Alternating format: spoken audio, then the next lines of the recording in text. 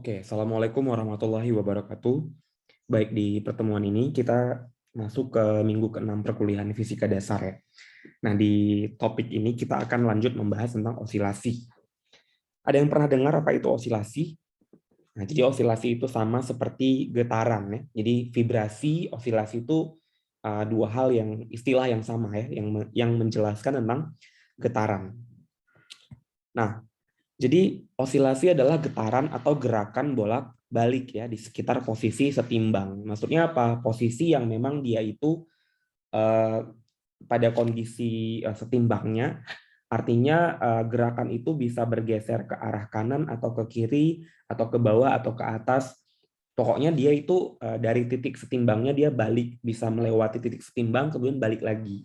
Nah, jadi kita bisa sebut juga bahwa gerakan osilasi adalah gerak menuju titik kesetimbangan. Nah, itu ya. Jadi gerakan bolak-balik atau getaran itu disebutnya adalah osilasi.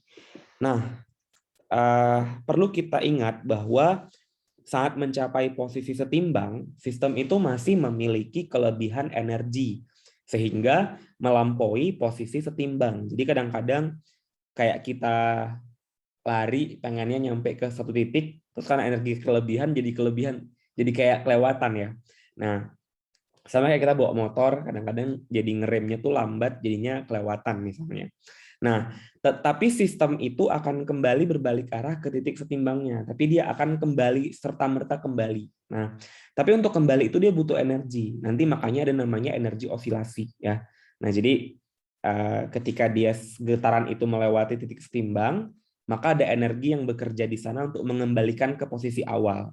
Sorry, ke posisi setimbangnya. Misal katakan setimbangnya di sini, dia bergerak dari sini dengan frekuensi tertentu, ternyata kelewatan. Nah, kelewatan frekuensinya. Maka dia perlu untuk ada energi yang mengembalikan ke posisi awal ini. Jadi perlu ada energi yang nanti dia bisa bekerja balik ke arah posisi setimbang ini, gitu ya. Nah, ada contoh peristiwa osilasi di sini ya. Yang pertama adalah kita lihat di sini, contohnya adalah gerakan daun ya, daun kelapa ini. Daun kelapa ditiup angin itu merupakan contoh dari gerak osilasi. Kenapa? Karena kan kalau bentuknya seperti ini kan kayak diterpa angin ya. Nanti dia balik lagi kan ke kondisi awal. Nah, itu makanya disebutnya osilasi. Kemudian dawai di gitar yang kita petik juga merupakan contoh dari osilasi. Jadi dia bergetar kemudian balik lagi ke posisi semula. Ketika dia balik dia menghasilkan bunyi kan. Nah, sehingga kita bisa mendengar gerak bunyi dari gitar. Kemudian yang ketiga adalah gerak dari selaput gendang. Sama ya, gendang kita pukul dia jatuh ke bawah, ya turun ke bawah permukaannya. Ketika tangan kita tidak memukulnya dia balik lagi ke posisi awal. Nah, itu disebutnya adalah osilasi ya. Oke, manfaat osilasi itu yang pertama adalah osilasi dawai menggetarkan udara di sekitar dawai. Jadi osilasi dawai pada gitar misalnya itu bisa menggetarkan udara di sekitar dawai itu ya. Kemudian getaran udara merambat di udara. Ya, getaran itu akan merambat sehingga sampai ke telinga kita. Nah, jadi sebenarnya adanya energi osilasi atau frekuensi osilasi itu membuat kita bisa mendengar suara dari dawai gitar atau petikan gitar. Nah, itu adalah bentuk dari manfaat osilasi yang pertama. Kemudian ada manfaat lain. Ya, tanpa osilasi, muatan listrik pada antena handphone itu nggak akan pernah bisa memancarkan gelombang mikro untuk berkomunikasi dengan orang lain. Jadi ternyata kalau nggak ada osilasi, maka pesan itu nggak nyampe ke pendengar atau penerimanya. Makanya itu juga digunakan dalam proses komunikasi menggunakan mobile phone atau handphone ya. Kemudian yang ketiga, tanpa piranti yang menghasilkan osilasi, ya piranti itu namanya osilator. Jadi alat yang menghasilkan osilasi namanya osilator. Kita nggak akan mungkin mengenal komputer, kemudian handphone, dan also peralatan digital yang lainnya. Karena dalam handphone, komputer itu ada osilatornya yang bisa membuat adanya osilasi untuk ya mereka saling mengirim pesan antara satu mesin komputer, handphone, dan peralatan digital. Sehingga kita bisa merasakan manfaat-manfaat dari teknologi ini. Nah, ternyata teknologi hari ini yang semakin berkembang itu tidak bisa dilepaskan dari manfaat osilasi atau getaran bolak-balik ini. Jadi sudah tahu ya bahwa the main function atau advantage of oscillation atau osilasi adalah untuk menghasilkan suatu gerakan bolak-balik yang akhirnya dimanfaatkan oleh manusia untuk berbagai keperluan teknologi, ya. Oke, next. Kita akan lanjut membahas frekuensi osilasi. Nah, kenapa kita bahas frekuensi? Because of oscillation is apa tadi? Vibration adalah getaran. Yang disebut getaran, dia pasti punya jumlah. Ya, jumlah getaran. Nah, jumlah getaran itu adalah frekuensi. Jadi jumlah getaran yang dihasilkan tiap 1 detik itu adalah frekuensi. Kalau kita bicara frekuensi, maka ada temannya, namanya apa? Periode. Nah, kalau periode itu adalah waktu yang dibutuhkan untuk menghasilkan 1 kali getaran. Jadi yang mana disebut 1 kali getaran? Jadi bayangkan kalian bergetar, misalnya ini ada 1 titik setimbang. Jadi kalau benda itu bergetar menuju dari sini, kita geser ke arah sini misalnya bendanya. Kemudian dia berpindah ya, jalan sampai ke sini misalnya, terus dia balik lagi kemari. Nah, ketika dia balik ke posisi awal itu disebutnya adalah 1 kali getaran, ya, 1 kali getaran. Itu yang dimaksud dengan getaran satu kali getaran, maaf. Nah, kalau osilasi kan tadi titik setimbang ya. Ya berarti yang dilihat titik setimbangnya, di mana dia datang dari kesetimbangan, kemudian dia bergeser balik ke kesetimbangan lagi. Itu disebutnya adalah osilasi gitu ya. Nah, sekarang kita lihat lagi ya di sini.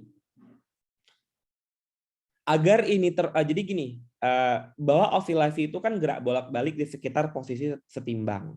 Agar ini dapat terwujud, maka saat benda menyimpang dari posisi setimbang harus ada gaya yang menarik kembali. Jadi ketika dia itu tadi udah bergeser lewat, maka dia balik lagi kan, harus ada gaya yang menarik. Saya udah bahas di awal tadi.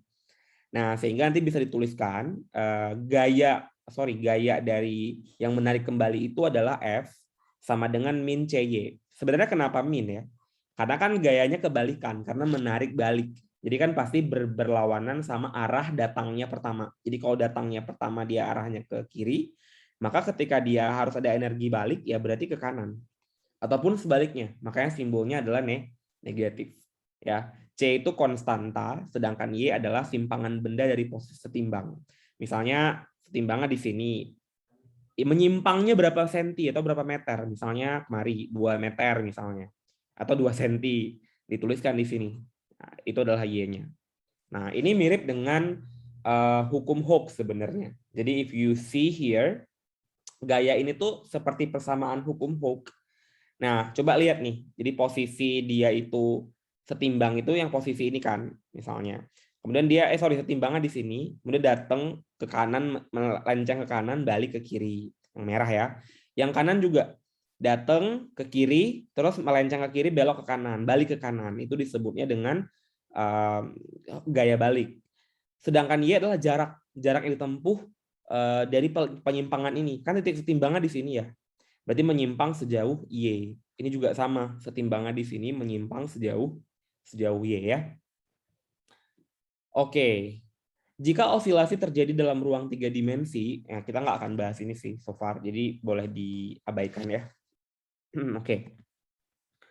Nah, jika waktu bagi benda melakukan satu osilasi penuh, nah berarti 1 getaran penuh ya, 1 getaran penuh adalah T. Jadi waktu bagi benda untuk melakukan 1 kali getaran penuh, gimana getaran penuh tuh? Dia udah melenceng, terus balik lagi ke posisi awal, itu disebutnya 1 kali osilasi. Itu adalah T dalam satuan detik, berarti periode. Jadi periode osilasi itu adalah waktu yang diperlukan untuk melakukan 1 kali osilasi penuh. Nah, namanya periode osilasi. Nah, maka jumlah osilasi per detik ya, jumlah osilasi per detik itu apa? Frekuensi. Nah, frekuensi adalah 1 per T. Nah, jadi kalau waktu yang diperlukan untuk 1 kali getaran atau osilasi adalah T, maka jumlah osilasi per detiknya adalah 1 per periode. Ya. Jadi kalau kalian tahu periode, kalian bisa hitung frekuensi. Atau kalau kalian tahu frekuensi, kalian bisa hitung periode. Kenapa? Kan sama aja nih, berarti kan F kali T itu adalah 1 ya. Nah, berarti kalau ditanyain T gimana? Ya udah 1 per F. Sama kan? Nah, boleh aja. Jadi F 1 per T, kalau T 1 per F. Jadi ingat ya, yang disebut frekuensi osilasi adalah jumlah osilasi per satuan waktu. Satuan frekuensi itu ada macam-macam ya. Kalau dia per detik itu disebutnya adalah hertz, nama lainnya. Jadi kalau kalian lihat frekuensi bunyi kan satuannya Hz ya atau hertz, itu artinya 1 per second, 1 per detik. Ya. Untuk frekuensi yang besar seperti kilohertz, kemudian megahertz, kemudian gigahertz, itu juga silakan dilihat aja. Kalau kilohertz itu berarti 1000 Hz, kalau megahertz itu 1 juta hertz, kalau gigahertz itu 1 miliar hertz ya. Oke. Kita coba lihat contoh ya. Sebuah stasiun radio FM bekerja pada frekuensi 100 MHz. Berapakah periode osilasi muatan listrik di antena yang memancarkan gelombang radio tersebut? Nah, dia tanya berapa periode osilasi yang memancarkan gelombang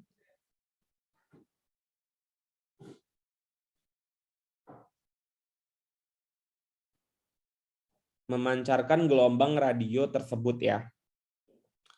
Lihat di sini, frekuensi gelombang radionya atau F adalah 100 MHz. Berarti kita ubah dulu ke hertz, jadinya 100 juta hertz ya.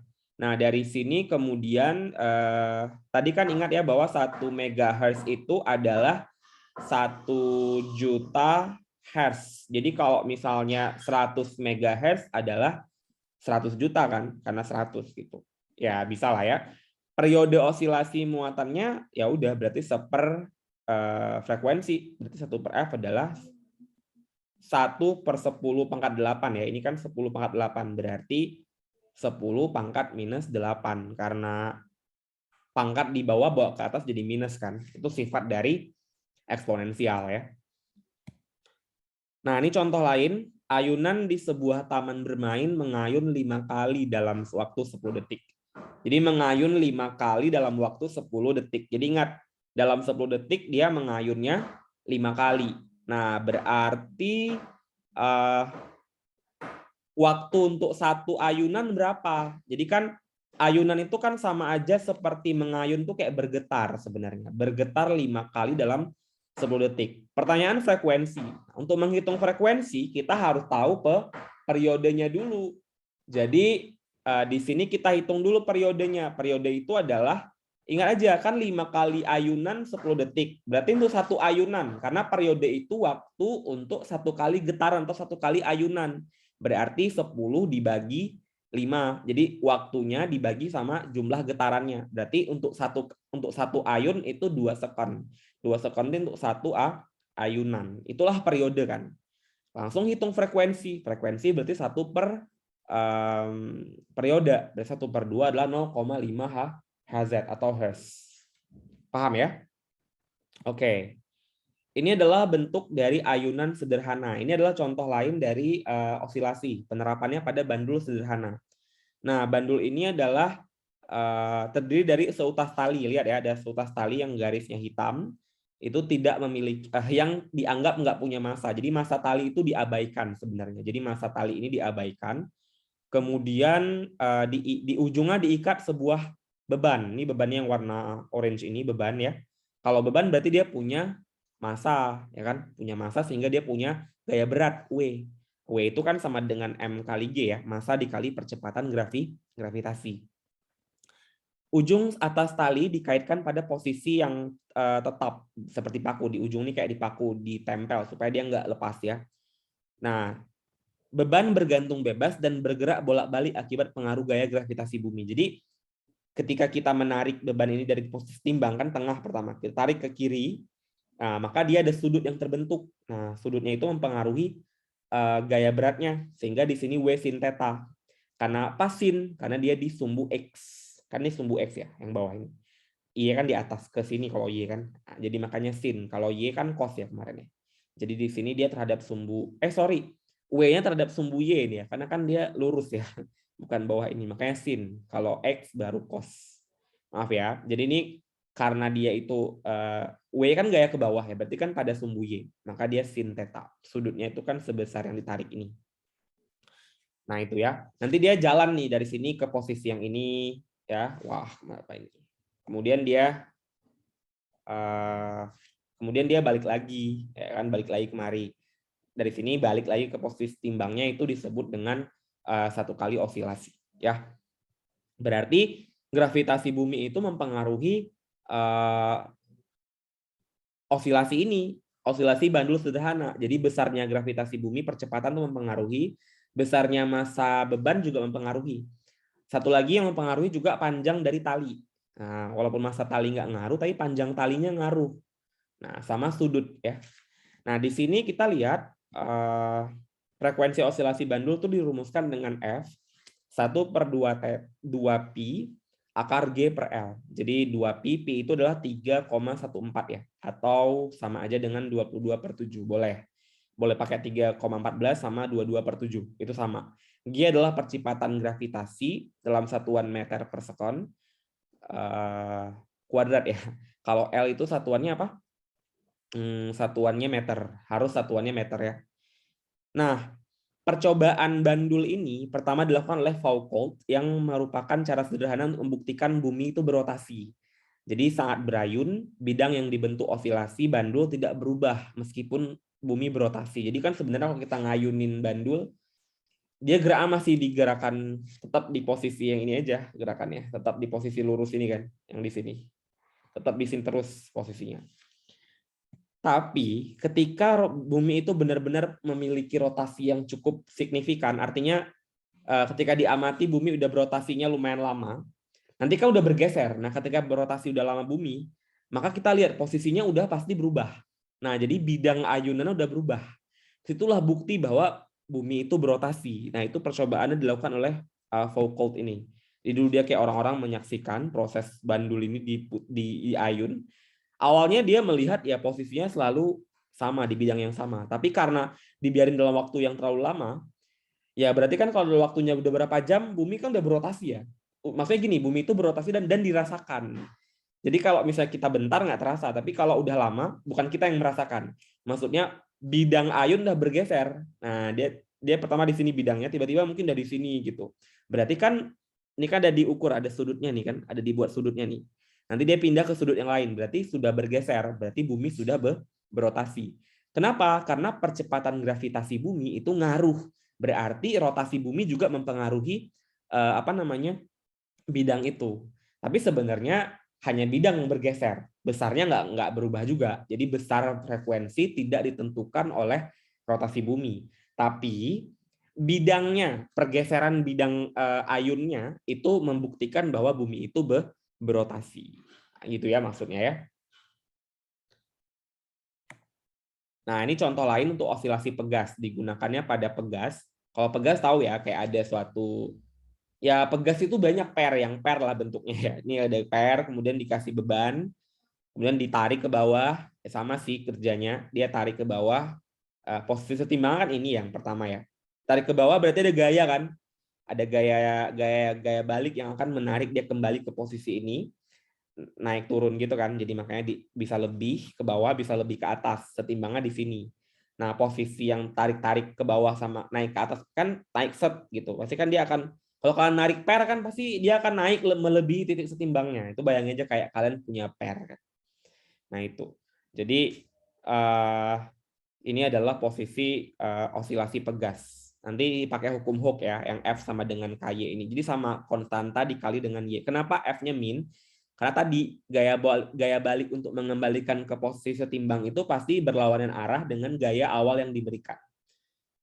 Ya, dia tapi ada massa. Nah, bedanya di sini gaya diberikannya lewat massa. Jadi dikasih massa, kemudian pegasnya dikasih massa, beban dengan massa tertentu, maka dia akan menarik ke bawah. Nanti dia naik ke atas, kemudian balik ke posisi setimbang lagi. Itu adalah aplikasi pada osilasi pegas ya. Alright.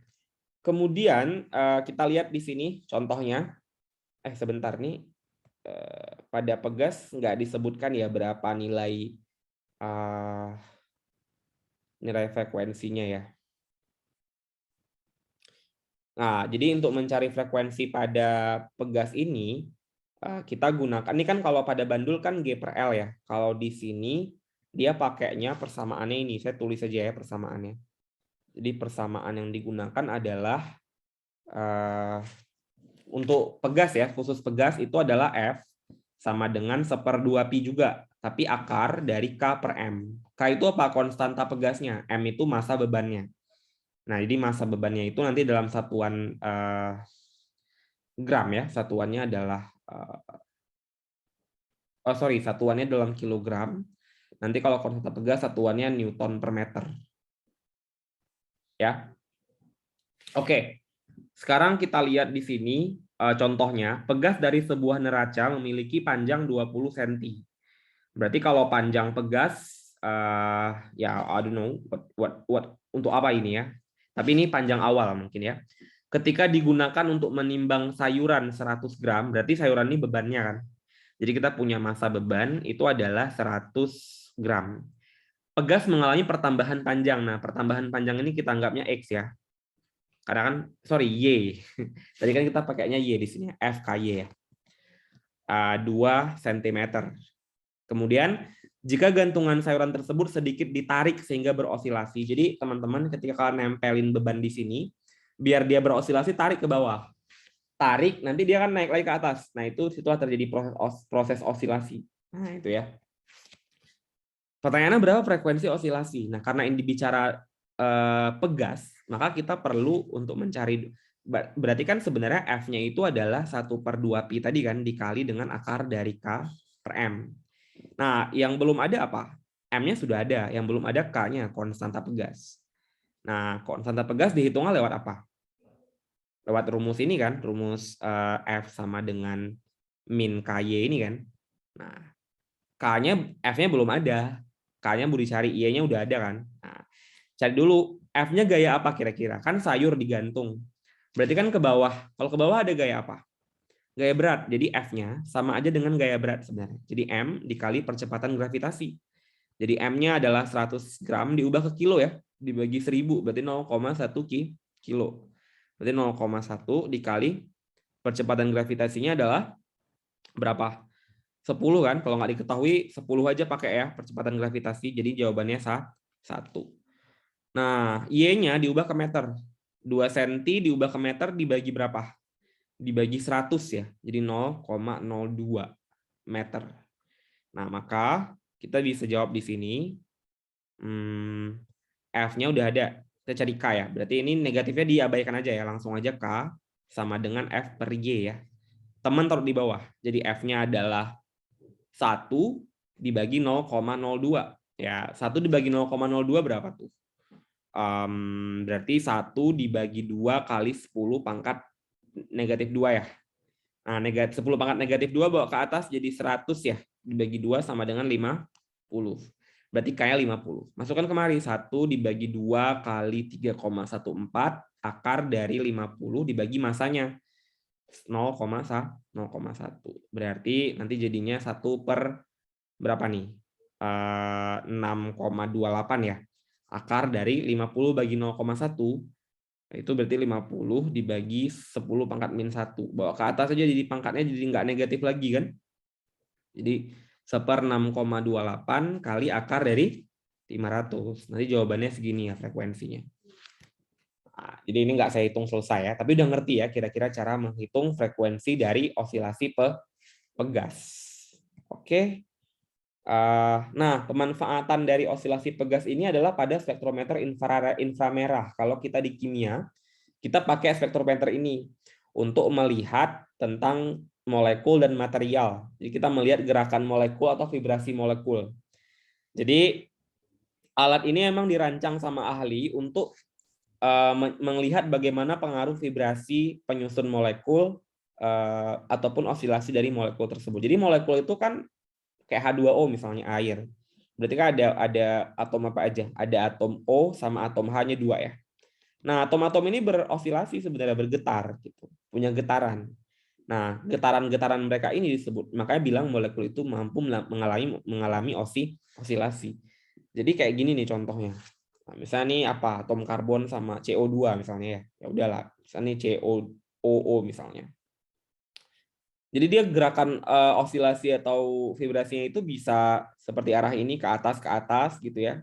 Jadi kayak gerakan maju mundur gitu ya. Kalau yang kanan ini, yang kedua bisa satu manjang, satu pendek. Kemudian ini perubahannya ya. Ini yang merah ini bukan berarti unsur baru ya. Ini kayak COO. Yang hitam sama merah ini kayak merah ini bentuk keduanya setelah dia bergetar. Jadi pindah dari sini kemari, ini kemari gitu. Kalau yang ini satu jadi panjang kayak gini, satu jadi pendek seperti ini, yang ininya, yang hitam-hitamnya.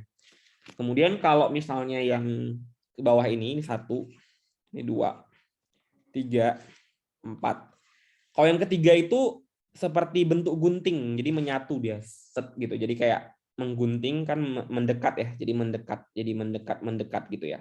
Kalau yang 4, yang kanannya ke kanan, yang kiri juga ke kanan, jadi sama-sama ke kanan gerakannya. Jadi berpindah, jadi bergetar. Jadi pola getarannya banyak. Ada namanya nanti istilahnya ada stretching sama bending. Kalian akan belajar ini di semester 6 ya. Di mata kuliah kimia analisa instrumen.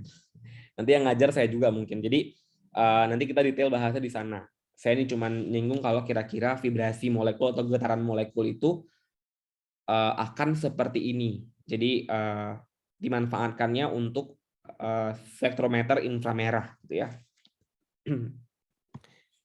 Ini adalah frekuensi dari molekul atom tergantung jenis ikatan. Kalau ikatan NH sekian, CO rangkap 2 sekian, C rangkap 2N sekian, CF sekian, NO sekian gitu. Nah, ini semua itu adalah akan mempengaruhi nanti bentuk atau spektrum dari infrarednya atau inframerahnya.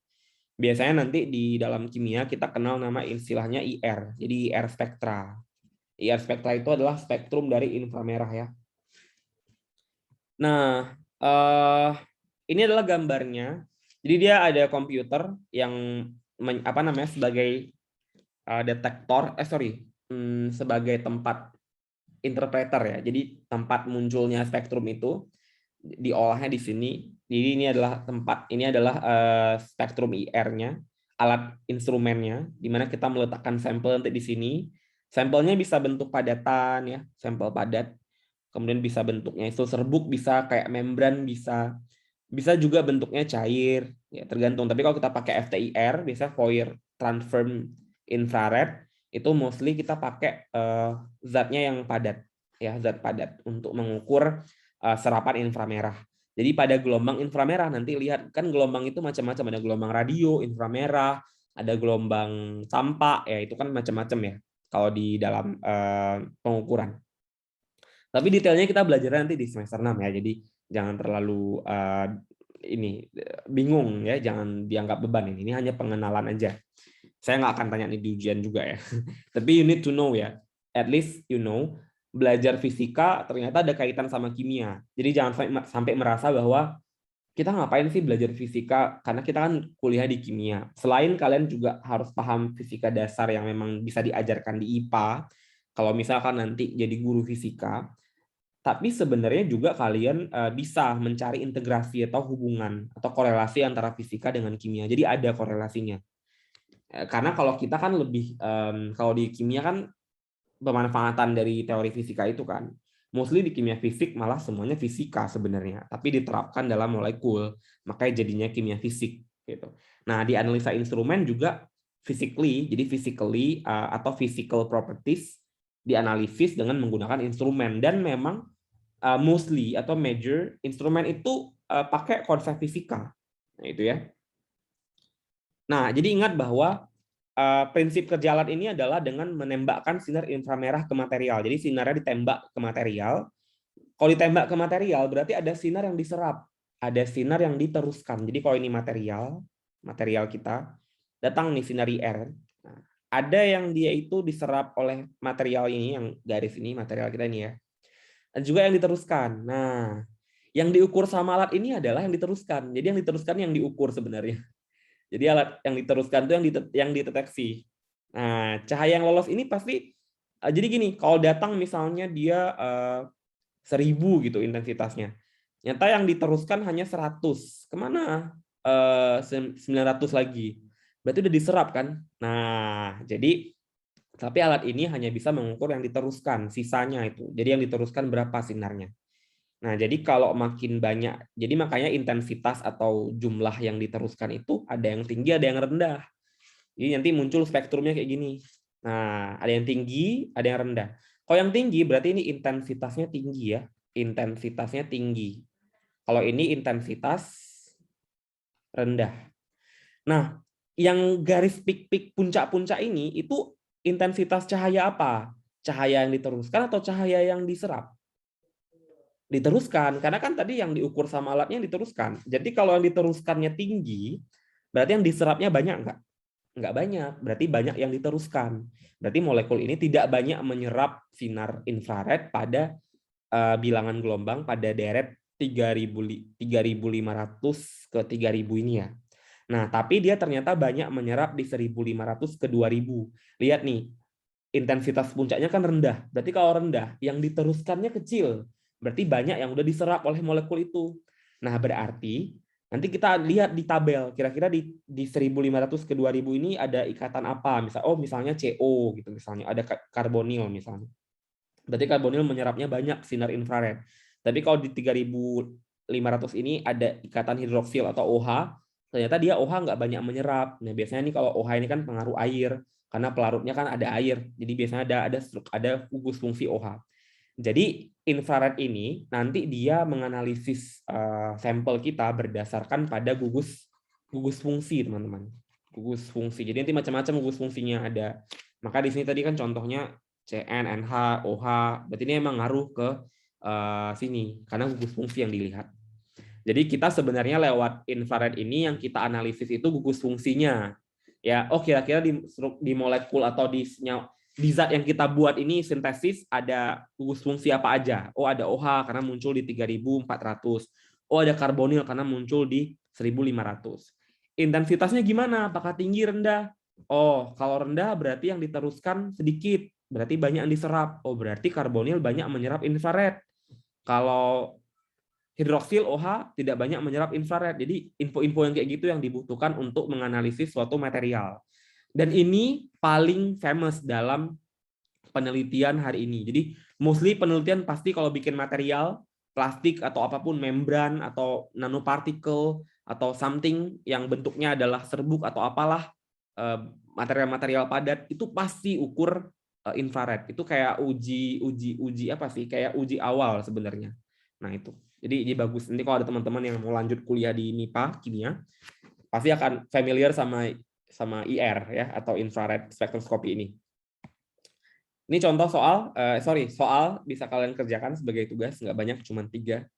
Just to recall, ini soalnya mudah-mudah sekali, cuma untuk recall pemahaman aja. Sekian untuk kuliah ini. Kalau ada pertanyaan lebih lanjut, silahkan kita diskusikan di classroom. Saya akhiri presentasinya. Assalamualaikum warahmatullahi wabarakatuh.